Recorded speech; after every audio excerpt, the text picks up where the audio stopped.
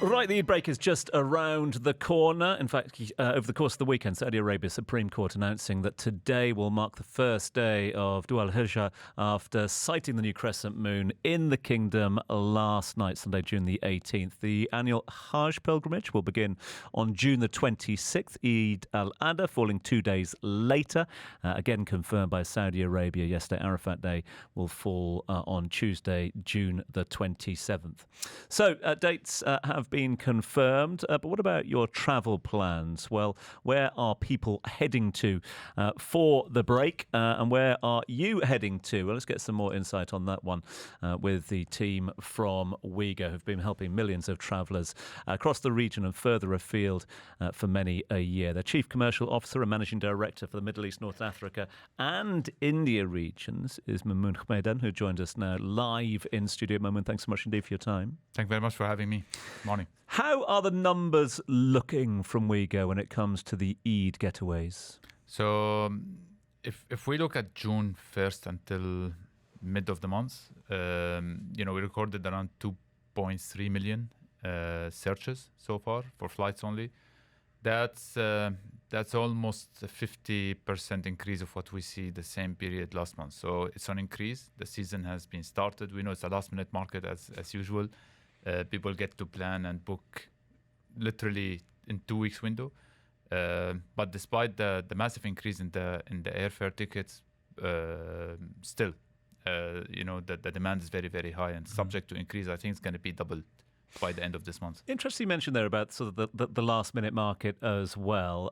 Despite the fact that there's been much speculation about the predicted dates for Eid al-Adha, obviously we have to wait for the sighting of the crescent moon. That was of course done last night down in Saudi Arabia. Will people wait for those official announcements before they make final bookings? I don't think so. Everybody knew, and this year is a bit kind of a special case because coming exactly at the same time of the end of the school break basically.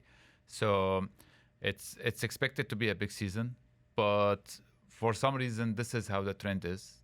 On top of it, everybody was expecting airlines to add more flights, to add more seats, to add more, bring more aircrafts from those who stopped during COVID and put them in service.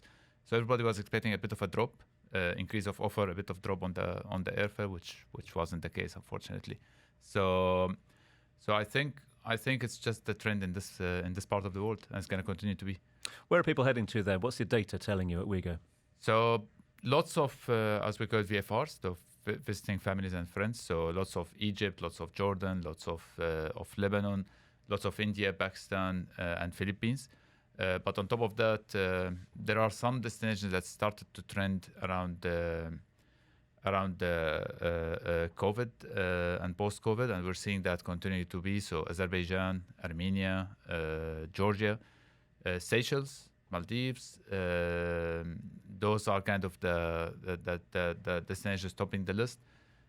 Then the newly noticed destinations coming into the mix and the interest of this part of the world are basically Japan, kind of trending nowadays. So many people are looking for it. And Thailand from Saudi Arabia. It's been on the ride for the past couple of years, and the usual European mix, I would say. So the UK, Germany, France. How important is the sort of visa-free or visa-on-arrival elements in terms of driving those trends in travel? And are we seeing a sort of evolution of countries offering visa-free or visa-on-arrival post-COVID? It's a very, very, very important factor, especially for those countries who signed agreements with UAE, for example, for residents to enjoy a visa on arrival opportunity, and that led a lot of destinations to come in the rise. Again, Armenia, Azerbaijan, Georgia, Bosnia, Montenegro, many destinations became on the radar because of this offer. And many airlines started to consider more flights to those destinations because they knew that it will drive the demand. So it's a very, very important factor. Even now, the UK, for example, they're putting all the GCC nationals and some other countries from the region on a different scheme, super easy one. The Schengen just announced a new scheme as well, where basically they will go more digital, no more sticker on the passport, no more visits to visa centers and stuff. All of these movements and actions are subject to help the case completely, because this is what travelers are after now.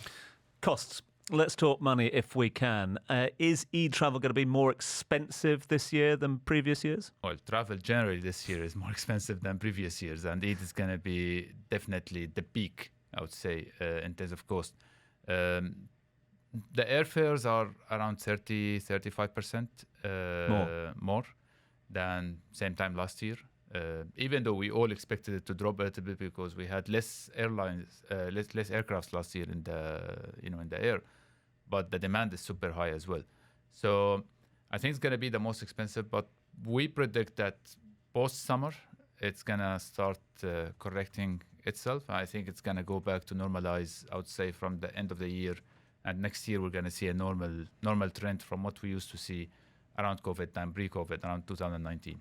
And just on that point that you made a bit earlier on about this sort of perfect storm of school holidays finishing, get away for the summer, and Eid, etc., is that therefore, are we going to see an increased length of stay for people getting away? Sure. Or are we going to see the major summer exodus starting early? So what we're seeing in terms of trends, more families traveling together rather than solos, and long stays, So average of 10 to 14 days versus last year or the year before, where basically it used to be like 7 to 10.